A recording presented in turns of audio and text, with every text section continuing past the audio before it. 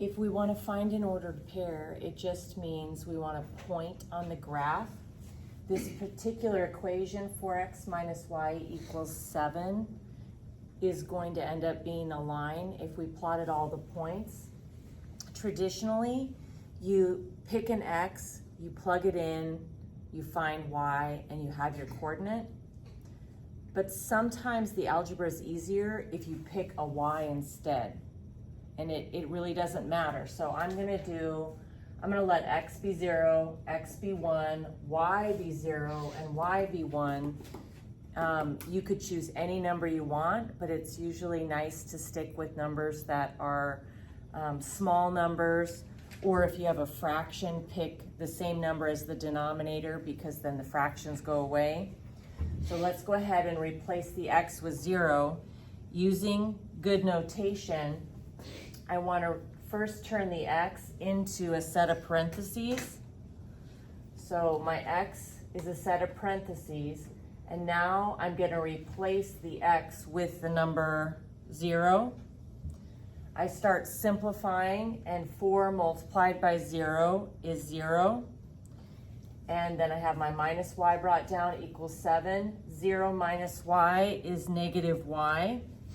I do need to get rid of this negative in front of the y, and that's the same thing as negative 1 multiplied by y.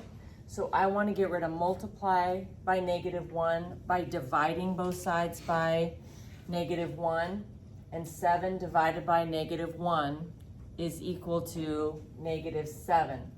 So when I create my ordered pair, when I create my point, the x we let be 0, so we're going to put 0 in our x spot, and then we solved and we found out that the y is negative 7, so we'll put negative 7 right here. So one solution is 0 comma negative 7. You only need one answer. I'm just demonstrating there's an infinite number of correct answers. You just pick a number, plug it in, get out the other number.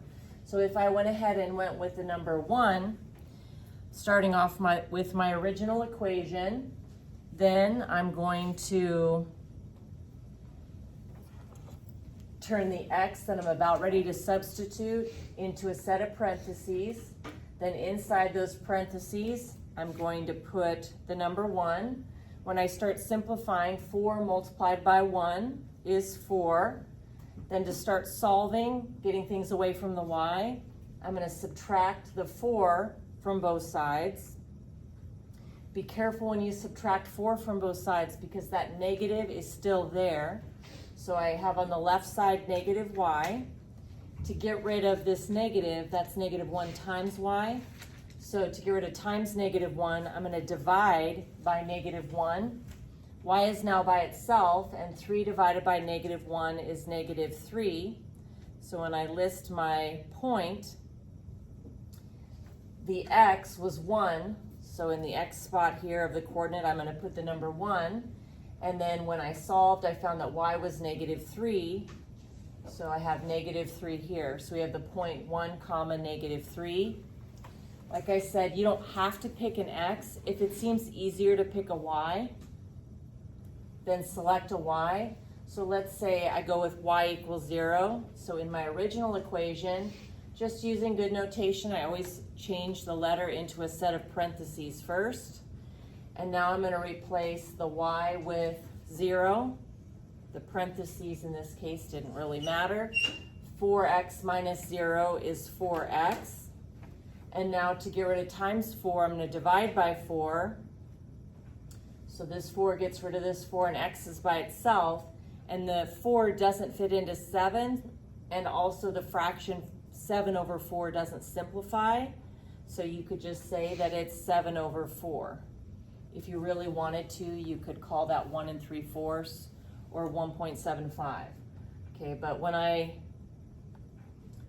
list my coordinate, I replace the y with 0, so I want to make sure that it's the y that I write down here, and then the x turned out to be 7/4, so I'm going to put that there.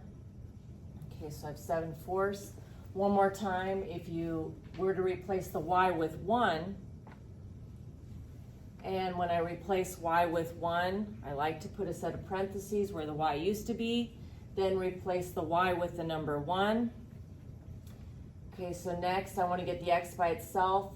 I need to get rid of the multiply by 4 and the minus 1. I'm going to get rid of addition and subtraction first, so I'm going to get rid of minus 1 here with adding 1.